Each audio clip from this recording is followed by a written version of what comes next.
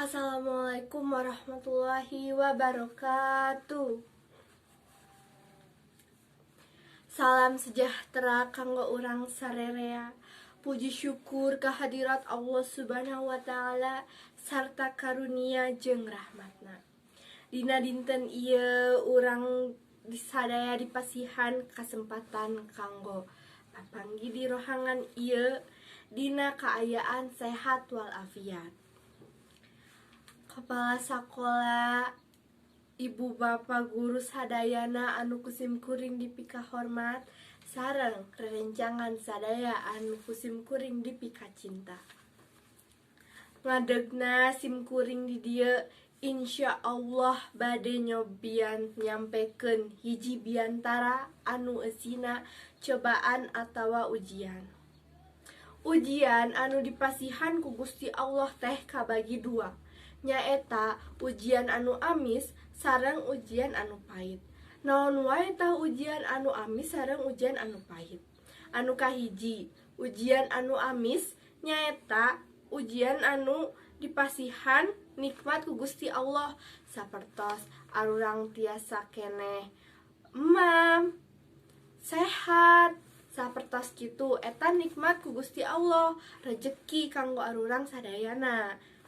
Anu kadua nyaeta ujian anu pahit. Naon tah ujian anu pahit teh? Ujian anu pahit nyaeta ujian anu dipasihan musibah sapertos teu damang, kena banjir, sapertos kitu. Eta ujian anu pahit. Upami urang dipasihan ujian anu amis, boh nu amis, boh nu pahit, urang kedah bersyukur. Naon sababna? Sababna aya dinu ayat Al-Qur'an surat Ibrahim ayat ke-7. A'udzu billahi minasyaitonir rajim. Bismillahirrahmanirrahim. Wa ista'azzana rabbakum la in syakartum la azidannakum wala in kafartum inna azabi lasyadid. Anu hartosna saestuna upami urang syukur kana nikmat Allah, pasti urang bakal nambihan nikmat. Tapi sabalikna, upami kufur kana nikmat Allah, janten siksa Allah kacida pedihna. Upami urang dipasihan ujian anu pahit sapertos musibah, janten urang kedah sabar. Saur Nabi, sabar eta sabagian tinu iman. Nah, matakna urang kudu seueur sabar. Sareng Allah ngadawuh, Allah resep ka jalma-jalma anu sabar.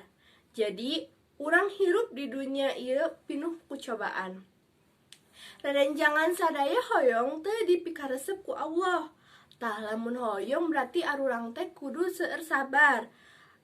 Memang sabar teh hese, tapi ku niat mah insya Allah tiasa. Di dunia ieu ge arurang pinuh ku cobaan, matak arurang kudu seueur sabar. Sakitu panginten biantara singket sim kuring, hapunten bilih aya kalpatan, hatur nuhun sadaya perhatosanana. Aqulu qouli hada, wassalamualaikum warahmatullahi wabarakatuh.